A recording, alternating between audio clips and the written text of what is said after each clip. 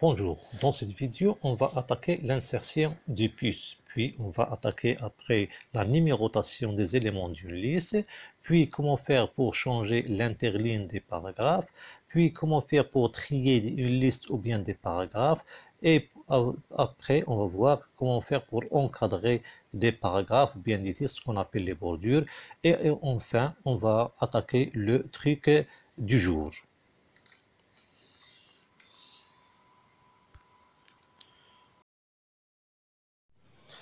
Dans cette partie, on va voir comment faire pour insérer les puces.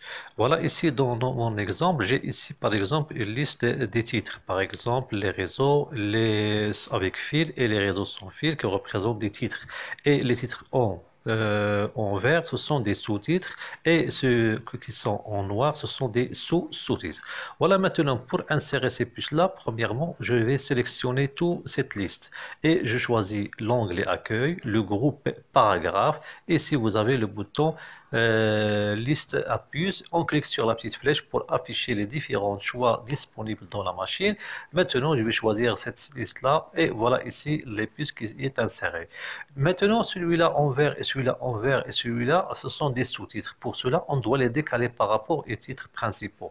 Je sélectionne le premier par exemple et je vais le décaler par l'intermédiaire de toujours dans le groupe paragraphe du bouton augmenter le retrait. Ce bouton-là qui permet d'agrandir la distance entre le titre et la marge du document. La même chose pour le deuxième, je vais augmenter le retrait et pour les deux autres titres, je vais augmenter le retrait.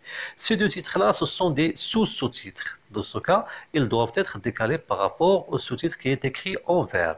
Pour cela, je vais cliquer deux fois sur le bouton augmenter le retrait. Et voilà ma liste. Supposons par exemple, pour le titre principal, je veux changer la forme de la puce. Pour cela, je vais sélectionner par exemple l'élément de la liste et je passe vers le bouton puce. Maintenant, je clique sur la petite flèche pour afficher les différents choix. Ici, vous pouvez choisir ce que vous voulez comme une puce pour votre document. Par exemple, je vais choisir cette étoile-là. Le voilà. La même chose pour le deuxième. Je peux insérer aussi la même puce. Supposons par exemple, pour ces deux éléments-là, je veux modifier cette puce et je vais choisir un autre symbole pour la puce. Dans ce cas, je vais utiliser toujours le même bouton, le bouton puce. Dans ce cas, supposons que la forme que je veux n'existe pas dans la liste, car ces listes-là, ce sont les derniers utilisés dans mon ordinateur. Dans ce cas, je vais choisir définir une puce et ici, vous pouvez choisir le bouton symbole qui permet d'afficher une boîte qui contient un ensemble de symboles que vous pouvez exploiter par exemple comme des puces dans votre document. Par exemple, je vais choisir cet exemple-là, celui-là. Maintenant, je valide par le bouton OK, puis avec le bouton OK. Imaginons par exemple que pour cette puce-là, je veux insérer ici une petite image comme puce. Je sélectionne les titres ou bien le titre, je choisis toujours le bouton puce. Maintenant, je choisis la commande ou bien le choix définir une puce et au lieu de choisir le symbole, maintenant je peux choisir une image, n'importe quelle image. Je clique sur image et ici vous avez des images que vous pouvez exploiter dans votre document. Maintenant, je cherche ici n'importe quelle image, par exemple, je vais choisir celle-là et je valide par le bouton OK. Puis OK, et voilà notre puce. La même chose, je vais sélectionner celle-là et j'utilise le même bouton toujours et je vais choisir la puce et voilà la puce. Supposons par exemple ici je veux insérer par exemple une autre image, c'est-à-dire image qui n'existe pas dans la liste des choix. Dans ce cas, je vais premièrement sélectionner par exemple mon titre, je vais choisir le bouton puce. Maintenant, je passe vers définir une puce, je vais choisir image. Maintenant, si vous voulez insérer une image comme une puce, mais l'image n'existe pas dans la liste ou bien n'est pas disponible, dans ce cas, je vais choisir importer une image. Maintenant, je cherche ici une image dans ma machine. Par exemple, je vais chercher par exemple dans le dossier image, je cherche ici n'importe quelle image dans ma machine. Par exemple, je vais choisir celle-là et je valide par le bouton ajouter. Cette image maintenant, elle est disponible dans la liste. Je dois la sélectionner premièrement, puis OK, puis OK, et voilà l'image comme une puce. La même chose pour le deuxième titre. Je peux effectuer la même chose. Je peux ici et voilà ici qui s'ajoute automatiquement dans la liste. Et voilà les puces ou bien la liste à puces.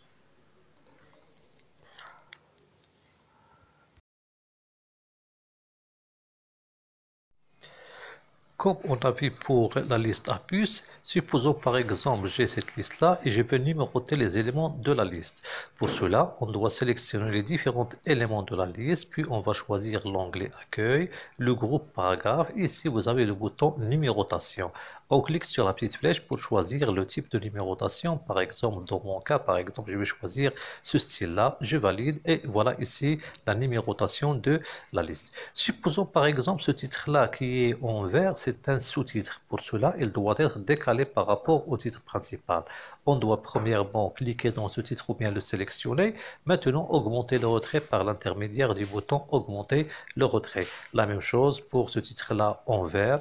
Et les autres titres aussi, je vais les rendre sous forme des sous-titres. Supposons ces deux-là qui sont en noir, ce sont des sous-sous-titres ou bien ce sont des sous-titres du titre en vert. Dans ce cas, ils doivent être décalés par rapport à celui-là. Dans ce cas, je vais cliquer deux fois sur le bouton augmenter le retrait et voilà ici la numérotation de la liste. Maintenant, si vous voulez ajouter ou bien par exemple un sous-titre ou bien un autre, il faut tout simplement cliquer à la fin du mot et valider par la touche entrée et automatiquement ici vous aurez l'élément qui est numéroté. La même chose, supposons par exemple vous voulez ajouter un élément après l'infrarouge, je clique à la fin, je valide par là ou bien j'appuie sur la touche entrée et vous pouvez saisir maintenant les différents éléments de votre liste.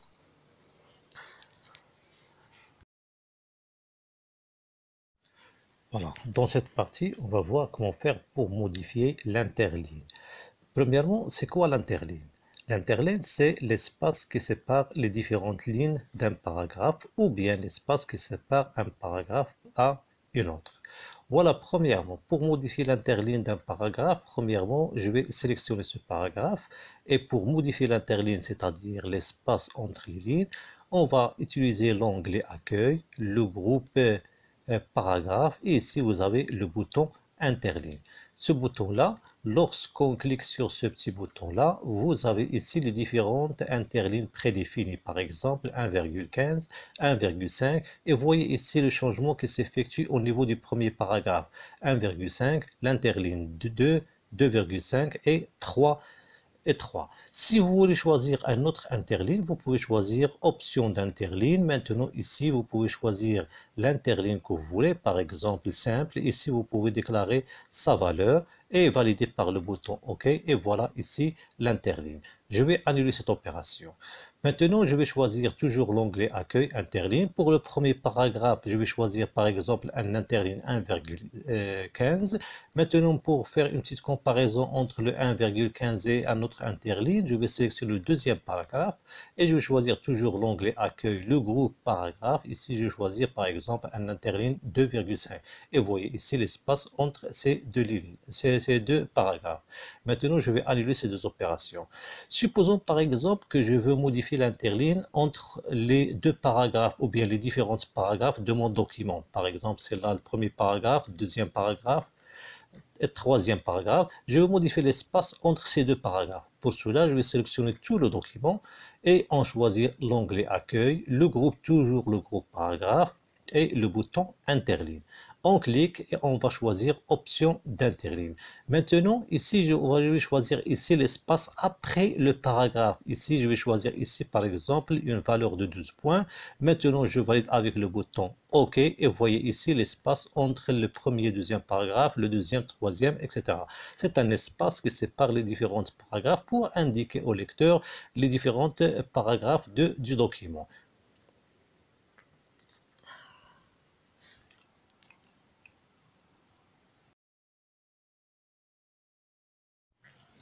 Voilà, supposons par exemple, on a une liste des noms ou bien une liste des paragraphes ou bien des paragraphes et vous voulez les classer par ordre alphabétique, en se basant bien sûr sur les premiers caractères des mots. Je prends cet exemple par exemple des logiciels. Je veux trier par exemple cette liste par ordre croissant. Pour cela, on doit sélectionner les différents éléments de la liste si vous avez une liste et si vous avez des paragraphes, il faut sélectionner les paragraphe.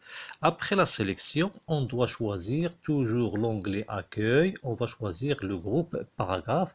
Et ici, vous avez le bouton qui permet le classement ou bien ce qu'on appelle le tri. Un clic sur ce petit bouton-là, il permet d'afficher cette boîte de dialogue. Ici, la première clé, c'est-à-dire je veux le trier par paragraphe. Et ici, le contenu des éléments de cette liste, c'est un contenu textuel ou bien sous forme de texte. Et ici, on peut choisir le type de tri, soit croissant, soit décroissant. Par exemple, je vais choisir le tri alphabétique croissant. Maintenant, je valide par le bouton OK. Et voilà ici la liste qui est triée par ordre alphabétique ou bien par un tri croissant. Si vous voulez le trier par ordre décroissant, la même chose, je vais annuler cette opération. Je choisis toujours le bouton tri. Maintenant, au lieu de choisir croissant, je vais cette fois choisir décroissant. Maintenant, un clic sur le bouton OK que vous avez ici. Le premier élément, c'est le mot Word qui commence par W. Et le dernier, c'est Access qui se termine et qui commence par le...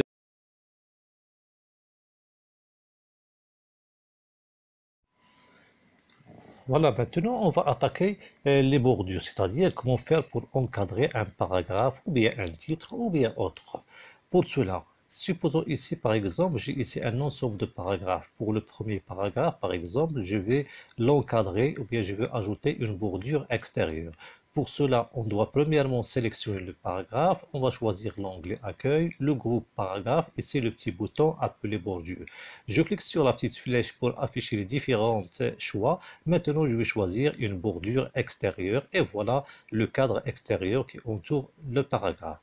Supposons par exemple pour le deuxième paragraphe, je veux ajouter seulement une bordure sur la partie droite et la partie inférieure.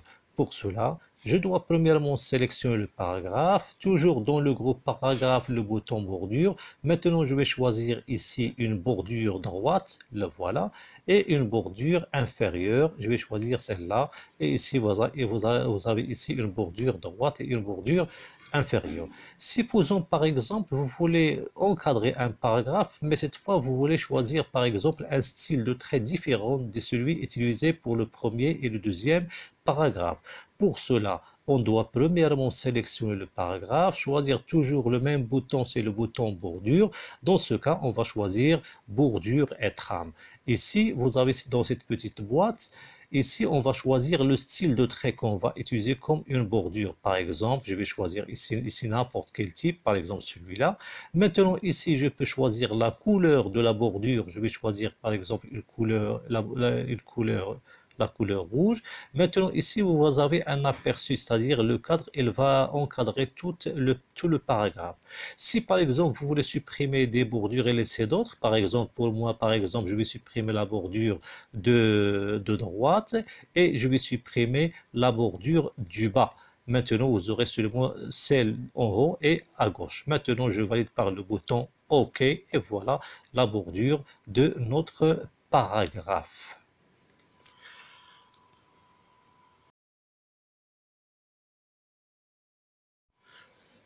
Voilà, pour finir cette vidéo, on va passer au truc du jour.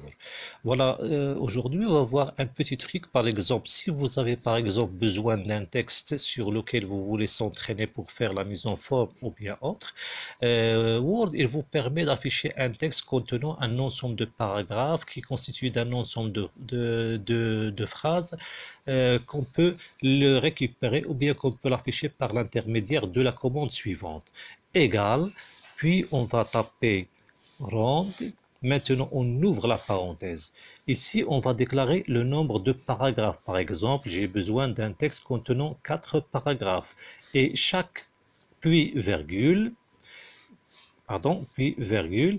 Et ici, on va déclarer combien de phrases qui va constituer chaque paragraphe. Par exemple, comme un test, par exemple, je vais choisir 3. C'est-à-dire le premier 4, celle-là, il représente le nombre de paragraphes qu'on va afficher. Et le 3, c'est-à-dire chaque paragraphe, elle est constituée de 3 phrases. Maintenant, je valide avec le bouton ou bien la touche Entrée. Et voilà ici un texte qui est constitué des 4 paragraphes. Voilà le premier paragraphe, voilà le deuxième paragraphe, voilà le troisième paragraphe et voilà le quatrième paragraphe. Je vais annuler. Je refais l'opération une deuxième fois. Comme j'ai dit, on va taper égal, puis on va choisir, ou bien on va taper rond, c'est-à-dire c'est l'abréviation de randomize. Maintenant égal. Supposons j'ai besoin de 2 paragraphes et chaque paragraphe est constitué, par exemple, de 3 phrases. Je ferme la parenthèse et je valide par la touche entrée. Et voilà mon texte qui est constitué de 2 paragraphes. Voilà le premier paragraphe et voilà le deuxième paragraphe. Maintenant, vous pouvez effectuer les opérations de mise en forme pour s'entraîner au lieu de saisir un texte contenant plusieurs paragraphes. Vous pouvez utiliser ce truc-là qui permet tout ça d'avoir un texte sur lequel vous pouvez s'entraîner. Donc, comme j'ai dit, on doit taper égal. Je vais l'agrandir pour qu'il soit bien visible. Donc, on va taper égal rond. Ici, le 2, il représente le nombre de paragraphes que vous voulez afficher. Et ici, combien de phrases est constitue chaque paragraphe.